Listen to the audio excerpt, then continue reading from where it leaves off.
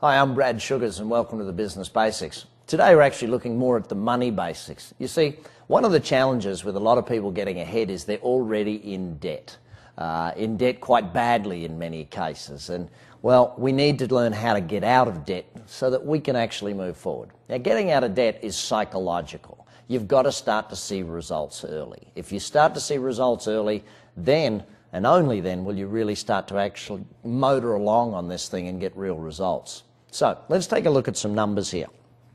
This was actually the numbers of a young couple that came to me that were deeply in debt many, many years ago. And we sat down and we looked at their numbers. They owned their own home. Now, they'd been paying it off for a while, but they were still fairly in debt compared to its value.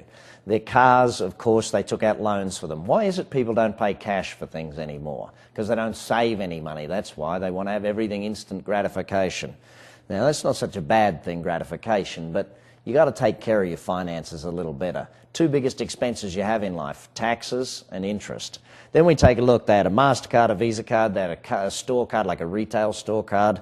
They had a personal loan. And guess what the personal loan was for you? That was a vacation they took. Really intelligent type of thing. So as you can see here, a total of $146,000 in debt with the monthly repayments of $2,900. Now the ratios that are on here, I'll come back to those in a minute. The reason they're important is we want to pay down the one with the smallest ratio first. The smallest ratio first. So in this example, you'll see it's the store card. It's got the smallest ratio that we want to pay down. And the reason we want that is, again, the psychological effect of seeing results of actually paying things off. Now, what we can actually look at is this person's scenario. Here they were. They both worked. Husband and wife both worked. One of them brought in $3,600 after taxes, and one brought in $1,500 after taxes per month. So that's their monthly after-tax income that they've got. Take away their monthly expenses. Remember, that was $2,900 a month that they had in fixed expenses that they had to pay as minimum monthlies on their debt. Then they got $2,200 left to live on. Now, here's what I'm going to ask them to do. I'm going to ask them to add another $290. That's $290 more, 10% more than the $2,900 that they're already paying in minimums, and then live off of the $1,910. Now, they're not allowed to commit any more debt to that. They have to be stringent in what they spend and how they spend it, okay? But live off the $1,910. Now, by the way, could they go and get an extra part-time job to make the $290 extra? Absolutely. You know, they could do a whole bunch of different things to make the $290 extra. But it's up to you how you do this if you want to get yourself out of debt or if you want to teach someone how to get themselves out of debt by following this plan. So now we know $3,190 per month is the amount that we're going to have them paying off in this particular instance. Now, the way we do this, we don't go and add 10% to each and every one of them. What we do is we start paying the number one ratio down first. Now, in this example you saw, the number one ratio, the 15, is the store card. So we take a look at the store card. $1,500 in debt, $100 is the monthly minimum. So we're actually now going to be paying off the full $290 additional to that. So $390 per month going down on the store card. So if you do the math fairly quickly, 4 months later they've now paid down the store card in total, including the extra interest that will be calculated during those 4 months.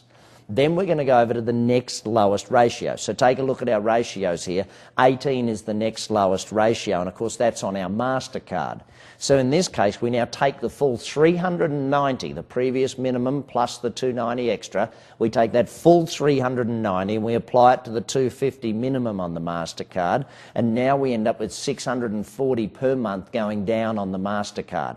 So now, by the way, are they allowed to spend any more on the MasterCard? No chance. They've got to live within their means. If you can't live within your means, you'll never become wealthy. You've got to learn to not only live within your means, but live within a certain level of your means so you can invest the other portion of it. Here we are, the $640 paying down. So we take another 6 months approximately to pay that one off. So then we're at 10 months total. We've paid down 2 of these things. Are they starting to feel pretty good about themselves? They're still paying all the monthly minimums on all of the others, so they're still bringing them down a little on each and every case. So then we go to the next ratio minimum, the Visa card at this point in time. You'll see its ratio was 20, so now we add the full 640 plus the 300. We've got 940 now being paid down on that. Now it had already come down because they were paying the monthly minimums off of it. It had already come down, so they now take another 4 months. These are their actual numbers. They take another 4 months. So at 14 months in, we've now paid off the 3 different debts that they had so far, and we've cleared those debts. I don't get them to cut up the Visa card or the MasterCard. If you've got the discipline to cut it up, you've got the discipline to pay it off and not use it. One thing you can do if you want to actually do it, to give yourself a bit of discipline, take them, put them in a glass of water, put them in the freezer, freeze that sucker and leave it in the freezer absolutely frozen. So if you want to get it, you've actually got to do a fair bit of work to go and get the thing out. Next, we're going to take that full amount. We're going to go to the next ratio, which in this case is the second car. Now again, are they still driving the same car? Yes, it's now 14, 18 months later, they're paying the same car, 940 plus the 350, 1290 paying down. They brought it down to 4900 with the minimums they were already paying because they were getting towards the back end of the loan, so it was actually paying off a fair bit of principal.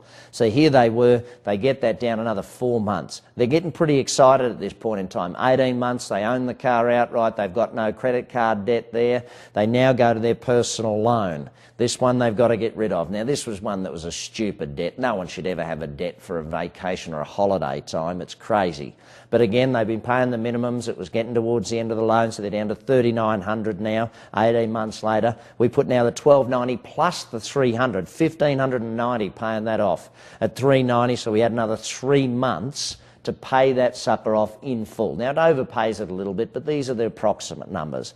21 months in now. Then we start applying to the first car. We've got the 1,590 there plus the 600 of the first car, 2,190. They've got about 8 grand to go on that thing. So boom, all of a sudden 4 months later we paid down the car. So here we are, a total of, guess how long? You've got it there. A total of how long? 25 months. 25 months in, we've paid this sucker down. We are totally out of debt other than their own home. Now, I wouldn't generally recommend paying down the debt on your own home, but if you wanted to in this example, you could. You take the 2,190 plus the 1,000 that they're paying off already. They're down to 89 odd grand. They start paying that off at 3 grand a month. It takes them a total there of another 32 months to pay off their own home. Their home's now out of debt. That's 57 months, 4 3/4 years, and we got this young couple totally out of debt if we wanted to. Now here's the exciting part of that. Take that money, the 3,190 now, and start living and putting that 3,190 into investments. Now I probably would have done that instead of paying off their own home, taken the 2,190 and paid off and started putting it in investments. But here we are, pretty exciting times. 3,190 out of their money going into investments. How long do you think before it'll take them to create wealth for themselves? So here's this couple doing a great thing for themselves, getting themselves out of debt. Now, let me show you why most people don't get out of debt. They don't budget very well. When you look at it, someone goes and buys a car, well, they've got their car's registration, they've got the insurance, they've got all that, all in one lump sum. What you need to do, and if you take a look at this graph here, you'll see on this graph a simple example of how a couple can get themselves in trouble. Because 1 month they got very little debts or very little fixed expenses, the next month they got huge fixed expenses, low fixed expenses, huge fixed expenses. And what happens is that they'll get behind 1 month and then it's killed them. So now they're behind, they start to fall behind further and so on. What I'm suggesting is that you work out your annual fixed expenses. Let's say your annual fixed expenses is, say, 10,000. Let's say that's the amount. So you know that that means, well, let's say it's 12,000 for ease of math calculation.